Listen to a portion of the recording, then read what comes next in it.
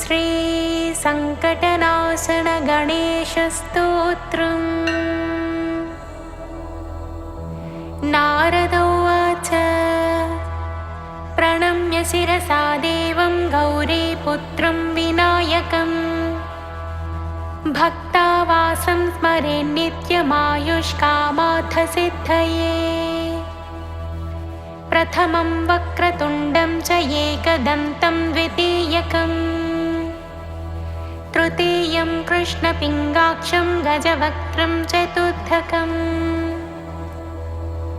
लम्बोदरं पञ्चमं च षष्ठं विकटमेव च सप्तमं विघ्नराजं च धूम्रवर्णं तथाष्टमम् नवमं भालचन्द्रं च दशमं तु विनायकम् एकादशं गणपतिं द्वादशं तु गजाननम् द्वादशैतानि नामानि त्रिसन्ध्यं यः पठेन्नरः न च विघ्नभयं तस्य सर्वसिद्धिकरं परम्।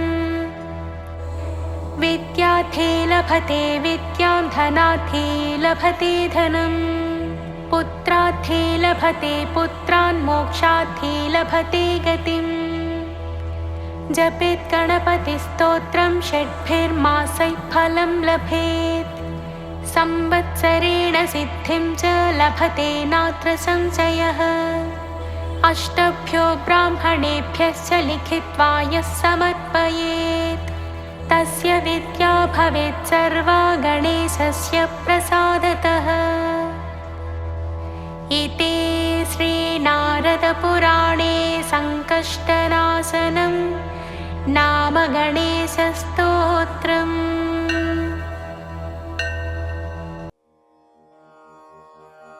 श्रीगुरुचरण सरोजरज निजमन मुकुर सुधारी वरणौ रघुवर विमल यश जोदायक फलचारी। बुद्धिहीन तनु जानिके सुमिरो पवन कुमार बल बुद्धि विद्या देहु मोहि हरहु कलेश विकार।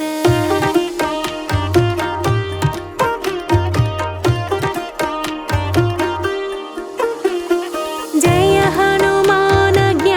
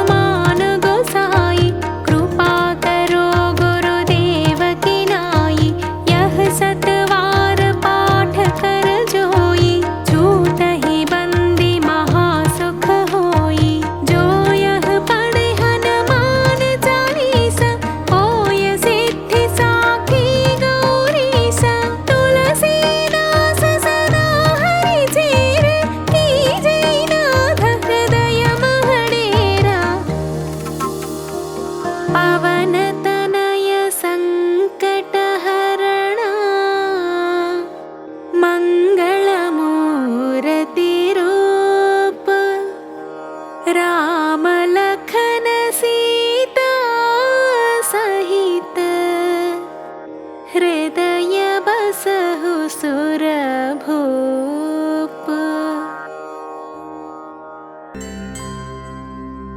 अस्य श्री श्रीराम रक्षा स्तोत्र मंत्रस्य बुधकौशिक ऋषिः श्री सीतारामचंद्रो देवता अनुष्टुपचंदः सीताशक्तिः श्रीमान् हनुमान् कीलकम् श्रीरामचंद्र प्रीत्यर्थे श्रीराम रक्षा स्तोत्र जपे विनियोगः।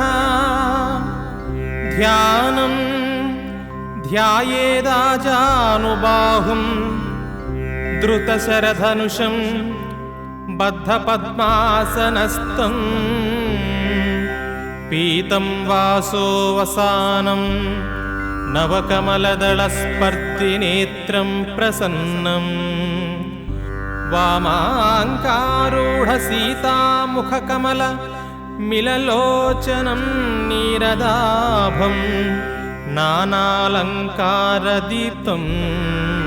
दधतमुरुजटामण्डलं रामचन्द्रम् अधस्तोत्रम् चरितं रघुनाथस्य शतकोटिप्रविस्तरम् एकैकमक्षरं पुंसां महापातकनाशनं ध्यात्वा नीलोत्पलश्यामं रामं राजीवलोचनं जानकी लक्ष्मणोपेतं जटामुकुटमण्डितं सासितूर्ण धनुर्बाणपाणिं नक्तं चरान्तकं स्वलीलया जगत्त्रातुमाविर्भूतमजं विभुं रामरक्षां पठेत् प्राज्ञः पापाघ्निं सर्वकामदां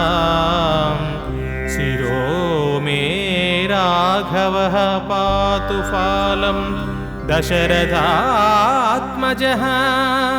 कौसल्येयो धृसौ पातु विश्वामित्रप्रियः श्रुति घ्राणं पातु मखत्रातामुखं सौमित्रिवत्सलः जिह्वां विद्यानिधिः पातु कण्ठं भरतवन्दितः स्कन्धौ दिव्यायुधः पातु भुजौ भग्नेशकार्मुकः करौ सीतापतिः पातु हृदयं जामदग्न्यजित् मध्यं पातु खरध्वंसी नाभिं जाम्बवदाश्रयः सुग्रीवेशः कटी पातु शक्तिनी हनुमत्प्रभुः ऊरू रघूत्तमः पातु रक्षः कुलविनाशकृत् जानुनी सेतुकृत् पातु जङ्घे दशमुखान्तकः पादौ विभीषणश्रीदः पातु रामोऽखिलं वपुः एतां रामबलोपेतं रक्षां यः सुकृती पठेत् सचिरायुः सुखी पुत्री विजयी विनयी भवेत् पातालभूतलव्योमचारिण छद्मचारिणः न द्रष्टुमपि शक्तास्ते रक्षितं रामनामभिः रामेति रामभद्रेति रामचन्द्रेति वा स्मरन् नरो न लिप्यते पापैर्भुक्तिं मुक्तिं च विन्दति जगज्जैत्रैकमन्त्रेण रामनाम्नाभिरक्षितं यः कण्ठे धारयेतस्य करस्ताः सर्वसिद्धयः वज्रपञ्जरनामेदं यो रामकवचं स्मरेत् अव्याहताज्ञः सर्वत्र लभते जयमङ्गलम् आदिष्टवान् यथा स्वप्ने राम रक्षामि मां हरः तथा लिखित कृतवान्नापतः प्रबुद्धो बुद्धकौशिकः आरामः कल्पवृक्षाणां विरामः सकलापदाम् अभिरामस्त्रिलोकानां रामः श्रीमान् सनः प्रभुः तरुणौ रूपसम्पन्नौ सुकुमारौ महाबलौ पुण्डरीकविशालाक्षौ क्षीरकृष्णाजिनाम्बरौ फलमूलासिनौ दान्तौ तापसौ ब्रह्मचारिणौ पुत्रौ दशरथस्तैतौ भ्रातरौ रामलक्ष्मणौ शरण्यौ सर्वसत्त्वानां श्रेष्ठौ सर्वदनुष्मतां रक्षः कुलनिहन्तारौ त्रायेतां नो रघुत्तमम् आत्तसद्यधनुषा विशुस्पृशया वक्षया सुगनिशं घसङ्गिनौ रक्षणाय मम रामलक्ष्मणावग्रतः पदि सदैव गच्छताम् सन्नद्धः कवची खड्गी चापबाणधरो युवा गच्छन्मनोरथानच्च रामः पातु स लक्ष्मणः रामौ दाशरथिः सूरो लक्ष्मणानुचरो बलि काकुत्सः पुरुषः पूर्णः कौसल्येयो रघूत्तमः वेदान्तवेद्यो यज्ञेशः पुराणपुरुषोत्तमः जानकी वल्लभः श्रीमान् प्रमेयपराक्रमः इत्येतानि जपे नित्यं मद्भक्तः श्रद्धयान्वितः अश्वमेधाधिकं पुण्यं सम्प्राप्नोति न संशयः रामं दूर्वादलास्यामं पद्माक्षं पीतवाससं स्तुवल्ति नामभिर्दिवैर्नते संसारिणो नराः रामौ लक्ष्मणपूर्वजं रघुवरं सीतापतिं सुन्दरं काकुत्सौ करुणार्णवं गुणनिधिं विप्रप्रियं धार्मिकं राजेन्द्रं सत्यसन्धं दशरथतनयं श्यामलं शान्तमूर्तिं वन्दे लोकाभिरामं रघुकुलतिलकं राघवं रावणारिं रामेय रामभद्राय रामचन्द्राय वेधसे रघुनाथाय नाथाय सीताय पतये नमः श्रीराम राम रघुनन्दन राम राम श्रीराम राम भरताग्रज राम राम श्रीराम राम रणकर्कश राम राम श्रीराम राम शरणं भव राम राम श्रीरामचन्द्रचरणौ मनसा स्मरामि श्रीरामचन्द्रचरणौ वचसा गृह्णामि श्रीरामचन्द्रचरणौ शिरसा नमामि श्रीरामचरणौ शरणं प्रपद्ये माता रामो मत्पिता रामचन्द्रः स्वामी रामो मत्सखा रामचन्द्रः सर्वस्वं मे रामचन्द्रो दयालुः नान्यो जाने नैव जाने न जाने दक्षिणे लक्ष्मणो यस्य वामे च जनकात्मजां पुरतो मारुतिर्यस्य तं वन्दे रघुनन्दनं लोकाभिरामं रणरङ्गधीरं राजीवनेत्रं रघुवंशनाथं कारुण्यरूपं करुणाकरं तं श्रीरामचन्द्रं शरणं प्रपद्ये मनोजवं मारुततुल्यवेगं जितेन्द्रियं बुद्धिमता वरिष्ठं वातात्मजं वानरयोधमुख्यं श्रीरामदूतं शरणं प्रपद्ये कूजन्तं राम रामेति मधुरं मधुराक्षरम् आरुह्य कविताशाखां वन्दे वाल्मीकिकोकिलम् आपदामपहर्तारं दातारं सर्वसम्पदां लोकाभिरामं श्रीरामं भूयो भूयो नमाम्यहम्। भर्जनं भवबीजानामार्जनं सुखसम्पदां तर्जनं यमदूतानां राम रामेति गर्जनम्।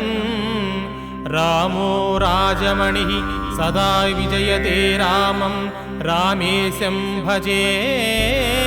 रामेणाभिहता निशाचरचमो रामाय तस्मै नमः।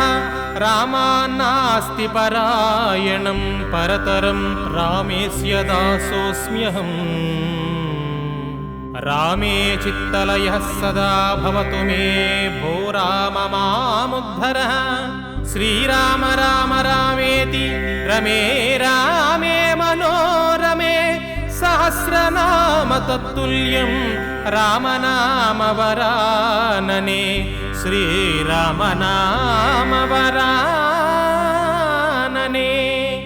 इति श्रीबुधकौशिकमुनिः विरचितं श्रीरामरक्षास्तोत्रम्।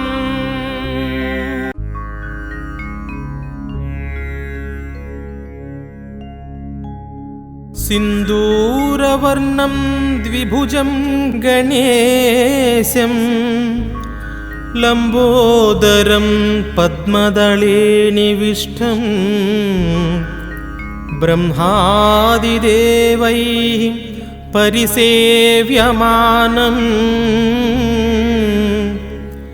सिद्धैर्युतं तं प्रणमामि देवम्। सृष्ट्यादौ ब्रह्मणा सम्यक् पूजितः फलसिद्धये सदैव पार्वतीपुत्रः ऋणनाशं करोतु मो। त्रिपुरस्य वधात् पूर्वं शम्भुना सम्यगर्चितः सदैव पार्वतीपुत्रः ऋणनाशं करोतु मे। हिरण्यकश्यपादीनं वधार्थे विष्णुनार्चितः सदैव पार्वतीपुत्रः ऋणनाशं करोतु मे। महिषस्य वधे देव्या गणनाथः सपूजिता सदैव पार्वतीपुत्रः ऋणनाशं करोतु मे। तारकस्य वधात् पूर्वं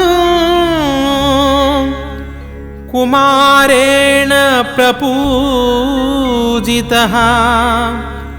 सदैव पार्वतीपुत्रः ऋणनाशं करोतु मे। भास्करेण गणेशो हि पूजितच्च विशुद्धये सदैव पार्वतीपुत्रः ऋणनाशं करोतु मे। शशिना कान्तिवृद्ध्यर्थं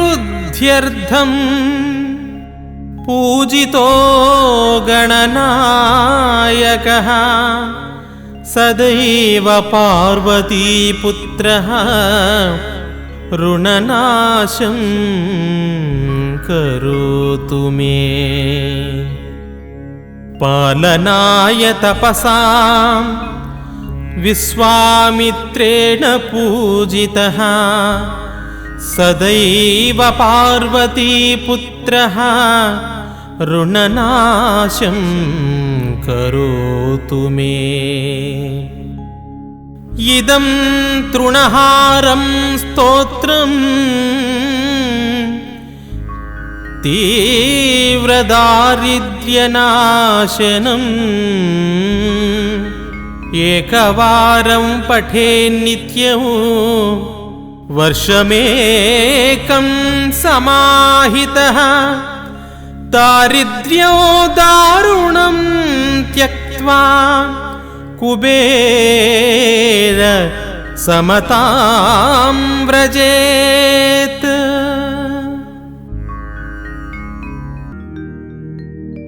मुदाकरात्तमोदकं सदा विमुक्तिसाधकं कलाधरावतंसकं विलासिलोकरक्षकम् अनायकैकनायकं विनाशिते भदैत्यकं नताशुभाशुनाशकं नमामि तं विनायकम्। न ते तरातिभीकरं नवोदितार्कभास्वरं न मत्सुरारिनिर्जरं न ताधिकापदुर्धरं सुरेश्वरं निधीश्वरं गजेश्वरं गणेश्वरं महेश्वरं तमाश्रये परात्परं निरन्तरम्। समस्तलोकशङ्करं निरस्तदैत्यकुञ्जरं दरेतरोदरं वरं वरे भवक्त्रमक्षरम् कृपाकरं क्षमाकरं मुदाकरं यशस्करं मनस्करं नमस्कृतां नमस्करोमि भास्वरम्। अकिञ्चनार्तिमार्जनं चिरन्तनोक्तिभाजनं पुरारिपूर्वनन्दनं सुरारिगर्वचर्वणम् प्रपञ्चनाशभीषणं धनञ्जयादिभूषणं कपोलदानवारणं भजे पुराणवारणम्। नितान्तकान्तदन्तकान्तिमन्तकान्तकात्मजम् अचिन्त्यरूपमन्तहीनमन्तराय कृन्तनम् हृदन्तरे निरन्तरं वसन्तमेव योगिनां तमेकदन्तमेव तं विचिन्तयामि सन्ततम्। महागणेश पञ्चरत्नमादरेण योऽन्वहम् प्रजल्पति प्रभातकी हृदि स्मरन् गणेश्वरम् अरोगतामदोषतां सुसाहितीं सुपुत्रतां समाहितायुरष्टभूतिमभ्युपैति सोचिरात् इति श्रीमत्शङ्कराचार्यकृत श्रीगणेशपञ्चरत्नस्तोत्रं सम्पूर्णम्।